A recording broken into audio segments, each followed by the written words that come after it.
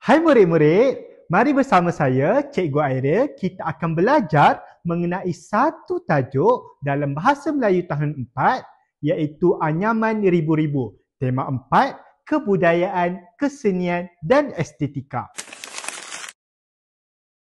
Apa yang cikgu harapkan daripada pembelajaran hari ini, kamu dapat menggunakan sekurang-kurangnya 2 kata nafi dengan betul dan sesuai dengan konteks ayat secara individu, mekanis dan kendiri. Apa itu kata nafi? Kata nafi merupakan kata yang digunakan untuk menafikan sesuatu penyataan atau kejadian. Terdapat 2 kata nafi utama dalam bahasa Melayu, iaitu bukan dan tidak. Bila masa agaknya kita akan guna kata nafi bukan dan tidak ya? Okey, kata nafi bukan hadir di hadapan frasa nama dan frasa sendinama. Manakala kata nafi tidak hadir di hadapan frasa adjektif atau frasa kerja. Oleh itu, jom kita tengok contoh yang cikgu berikan. Ayat yang pertama, kereta api itu bukan dari Ipoh. Jika kamu lihat dari ayat ini, dari Ipoh merupakan frasa sendinama. Maka, penggunaan kata nafi yang sesuai ialah bukan. Ayat yang kedua, pakcik itu bukan ayah saya.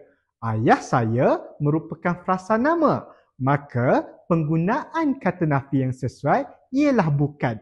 Ayat yang ketiga, kata-katanya itu tidak benar. Benar merupakan kata adjektif atau frasa adjektif. Maka, penggunaan kata nafi yang sesuai ialah tidak. Dan ayat yang keempat, adik tidak tidur di dalam bilik. Tidur di dalam bilik merupakan frasa kerja. Maka, penggunaan kata nafi yang sesuai ialah tidak. Maka, daripada keempat-empat ayat ini, cikgu harap kamu dapat faham penggunaan kata nafi yang sesuai berdasarkan konteks ayat.